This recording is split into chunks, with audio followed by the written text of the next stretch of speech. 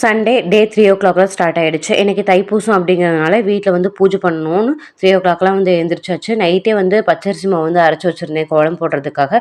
எழுந்திரிச்சதும் சிம்பிளாக வந்து கோலம் போட்டாச்சு. காலையில் நல்ல நேரம் 4:30 மணிலேருந்து 6 மணி வரைக்கும் இருக்குது அப்படிங்கிறதுனால 5 மணிக்குள்ளே பூஜை பண்ணிடலாம் அப்படின்னு எல்லாம் வந்து ரெடி பண்ணிட்டு இருந்தேன். காலையில் எழுந்திரிச்சு தான் வந்து எல்லாமே ரெடி பண்ணேன். நைட்டே ஸ்டவ்வெல்லாம் வந்து க்ளீன் பண்ணி வச்சுருந்தேன். அதுலேயும் சின்னதாக கோலம் போட்டுட்டு நெய்வேத்தியம் பண்ணுறதுக்காக ஸ்டார்ட் பண்ணியாச்சு. இன்றைக்கி நெய்வேத்தியமாக சக்கரை பொங்கல் தான் வந்து வச்சுருந்தேன். 5 மணிக்குள்ளே பூஜை பண்ணிடலாம் அப்படின்னு சக்கரை பொங்கல் வந்து குக்கர்லேயே வந்து வச்சுட்டேன். இன்றைக்கி வந்து பாத்திரத்தில் வந்து வைக்கல, குக்கர்லேயே வந்து வச்சுட்டு பூஜை பண்ணுறதுக்கான எல்லா வேலையும் ஸ்டார்ட் பண்ணியாச்சு. 5 மணிக்குள்ளே வந்து நெய்வேத்தியமெல்லாம் படித்து பூஜையை வந்து சிம்பிளாக வந்து பண்ணி முடிச்சிட்டேன்.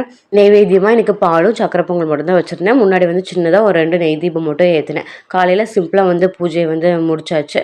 முடிச்சுட்டு ஒரு 9:00 போல் பக்கத்தில் இருக்க கோயிலுக்கு போகலான்னு அங்கே வந்து போயிருந்தோம். சரியான கூட்டம். சாமி வந்து பார்க்குறதுக்கு ரொம்ப கஷ்டமாக தான் இருந்துச்சு. நல்லா சூப்பராக வந்து அலங்காரம் பண்ணியிருந்தாங்க. அங்கேயும் போய் சாமி கும்பிட்டுட்டு வரும்போது அன்னதானம் வந்து வாங்கிட்டு வந்துருந்தோம். அங்கேயே வந்து காலையில் சாமி கும்பிட்டுட்டு வீட்டுக்கு வரதுக்கே பார்த்தீங்கன்னா ஒரு 12 மணி பக்கம் ஆகிடுச்சு.